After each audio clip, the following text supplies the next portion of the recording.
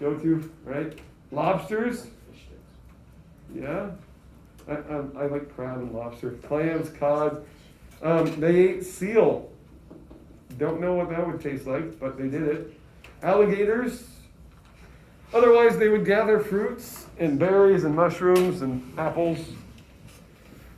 We can't forget the American buffalo or the bison. What did the downy buffalo say to his son once he dropped him off at school? Oh dear.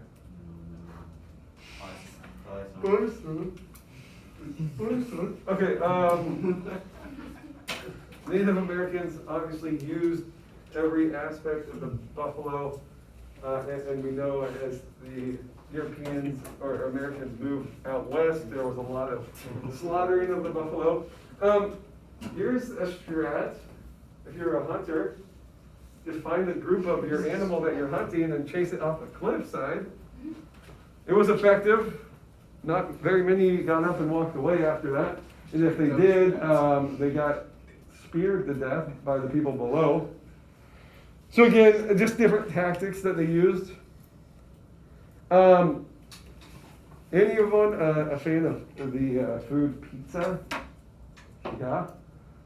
Right, you wouldn't have pizza. Italy would never perfected Italian food with tomatoes if it wasn't for Columbus coming over and finding all these different foods that didn't exist in the old world.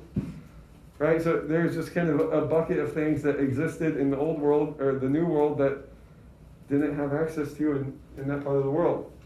So tomatoes, the things that we have, you see, I think some squash in there, cauliflower, other peppers, right? Those things wouldn't have existed unless, Columbus came and shared that. Entertainment, right? All cultures have some form of entertainment.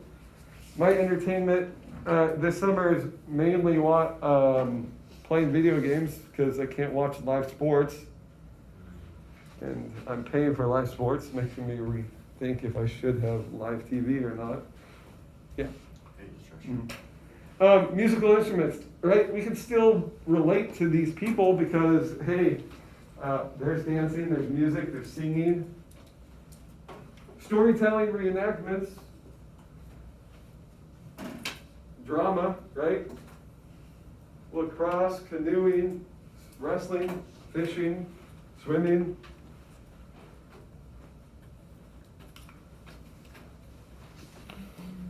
Just other instruments of the Native Americans. I believe those are what you'd use to grind grain there as well. Here's some drums. You can see the drumstick there. Different styles. You got some mass. Different storytelling, right? They would use those things as kind of props. Basket weaving. Pottery. Usually you see pottery in the Southwest where they have clay and it can get hot enough to dry. Other carvings, wood carvings. Moccasins. Look at those dope kicks. Elijah's like the knockoff. All right, warfare. So again, we talked about some of these tribes weren't that peaceful, so they had tools and instruments of destruction and death. Some of them being bows and spears, tomahawks, clubs, knives. Maybe we talked about this. Anyone ever found or touched an arrowhead before, right? Those were instruments used for hunting or even in war. Traps, poisonous devices, camouflage, paint, war paint, signaling that they were going off to battle, right, or that they were ready for battle. And they scalped the head of the enemy warriors, right? And maybe the more scalps that you had, at the end of the day, it made you a more prestigious warrior. All right, here's some clubs, right? So they're not just these maybe wooden sticks that we think about. There's some craftsmanship to some of these clubs. Club Indian. Shelter. This is something you probably want to be familiar with because you're going to see these again, either on a quiz or a test. On the East Coast, so think of like New York, Massachusetts, right, those parts of the country, they lived in long houses, right? Because how do you make homes? Well, you use the resources that you have. Wooden wigwams or long houses. On the plains where it's open and wide and you're moving from place to place and you have to follow your food source. You're having those teepees. In the southeast, you have dirt mound houses. Dirt mound houses in the southeast. In the southwest, in the rocky areas, you have those rock stacked pueblos. Alaska, the subarctic region. In the cold environments, you have those homes made out of ice and snow, those igloos. So here's a wigwam. Okay. Here's the design of what a city would have looked like, or at least a tribal region. You have some protection, outer walls. You may have some smaller houses or homes outside of it. And if there was any attack, you would have the people come into the city walls or whatever you call it. Here's some teepees. Right, they could get rather large, depending on how much, material you had. Different mounds. These kind of look like hobbit holes. Okay, they were built into a side of a hill, or they built the mound artificially. So here again, you can see the design of and just the using of the different technologies that they had and the resources to build their homes. All right, more mounds.